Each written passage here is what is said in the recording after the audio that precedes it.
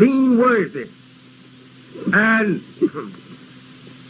respectful among the nations, to walk or to sit in the society of the nations of the earth as a member. But this you reject. You want to be the brother of white people, and you cannot. They can't be your brother if they wanted to be your brother. They could not. It is against the law of nature for a white man and a black man to claim brotherhood. They cannot do it. That don't mean that they probably could treat you far better than they are treating you if you was only qualified for such treatment. You are acting as your fathers did over 100 years ago. This same act, or stage act I should call it, to make master laugh, that they have arrived that you must come off such stage and go on the stage demanding people to respect you as a civilized person of the nations of the earth. Reverend, I'm sorry for those who follow you. I am ashamed of the consequence because they are my people. I'm ashamed to be in the midst of my people and seeing them acting so foolish.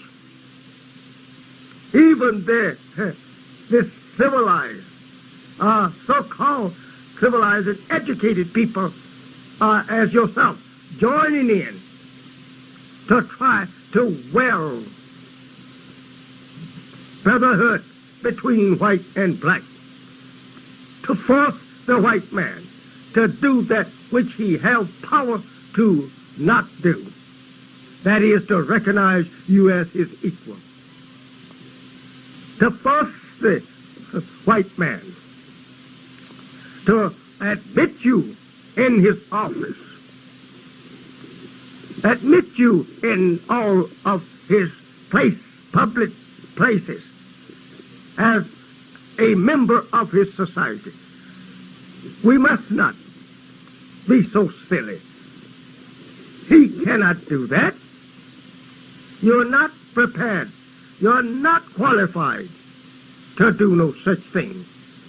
Why not? If you love your people, you want to see your people living a better life among white people, why not you join with me and help me to qualify this nation for recognition, as you have not produced it one among your followers that we could say is qualified to take a place among the societies of the nations. Even here, I have a whole little army qualified to be accepted in most refined societies of the nations of the earth.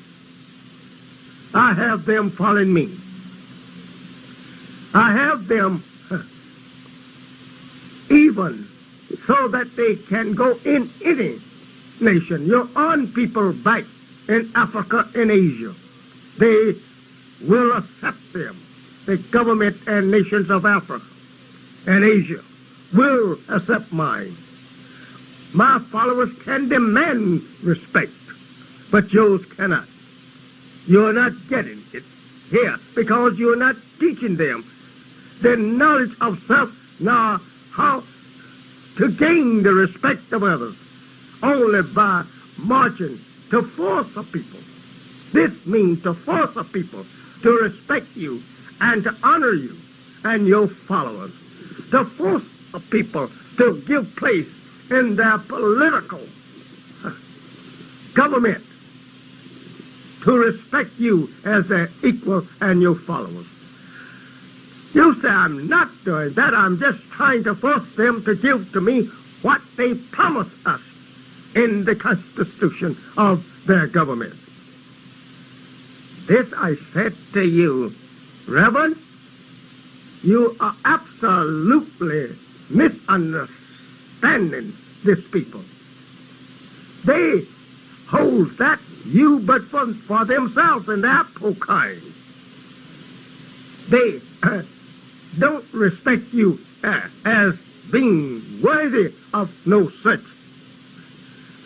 freedom as they have offered to the poor man in the constitution of their law. No, it was not for you. It was for them. They only say you know because they want to keep you with them.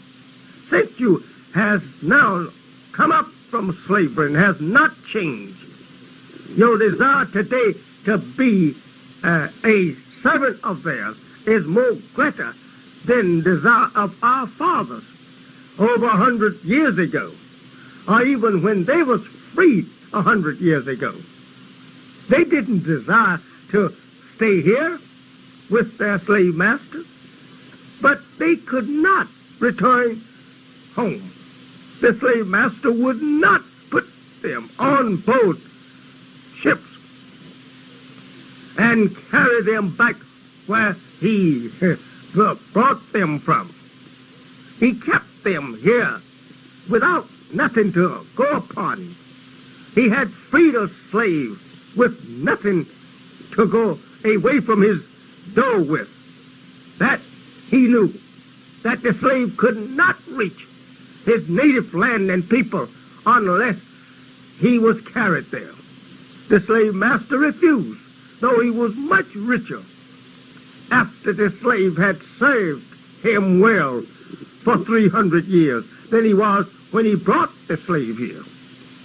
He could have taken him back at that time. The number was not as great as it is now. Now the slave have grown into millions and millions, and he cannot take this nation back to Africa. It will take many years to transport 22 million people to any foreign country across the Atlantic or the Pacific. And there you have to have welcome to get into Africa and to get into Asia. This means that you must be qualified for them to accept you. They own Africa. They own Asia. And we must qualify even as much to go and ask our own people to let us in, or to man them to give us a place among them. They don't want you as you are. Believe me or not, Africa and Asia will not accept the poor brother out of the South themselves, though they may be black as he. They must be qualified to return home. They must be qualified to go anywhere, even out of their door here in America. If they are seeking respect, they must be washed up in and out to demand respect of the people of this country and people of other countries. This qualification, Reverend King Elijah Muhammad, is given to them. And I have sent them samples in Asia and Africa, and they were received.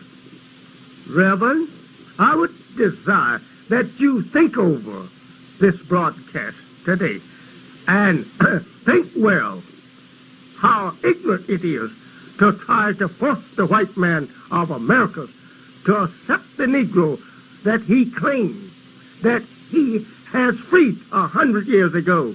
He could easily tell you and I, why not go on to your own people, King? Why don't you go back to your own country, King? You're free. These bitter answers could be thrown into your face. But I'm telling you, I'm telling the whole 22 million that you have been offered heaven if you only go to your own. But you are not going to your own in the way that you are trying to go today. Marching on, getting beaten, getting put in jail, getting death by just trying to force the owners of the country to admit you to vote. He didn't admit our parents to vote. He did not give our parents freedom, justice, and equality. Why should we think that the same people will do so today? If they do so, we would be frightened almost to death to know that he has changed to give equal justice to us as he gives to himself. Probably not giving too much equal justice among themselves. We see them fighting and killing each other. We see them doing everything of evil to each other. Why should we want to be a member of a society of people that robs and kill each other? I say, my brother, Martin Luther, you should change your mind. You should talk with me, and you should unite with me. Though the slave master will do everything to prevent this, but I have told you, and again I must say it to you, that the Holy Quran says, he that forsakes the religion of Islam, but he who makes himself a fool. Assalamu alaikum.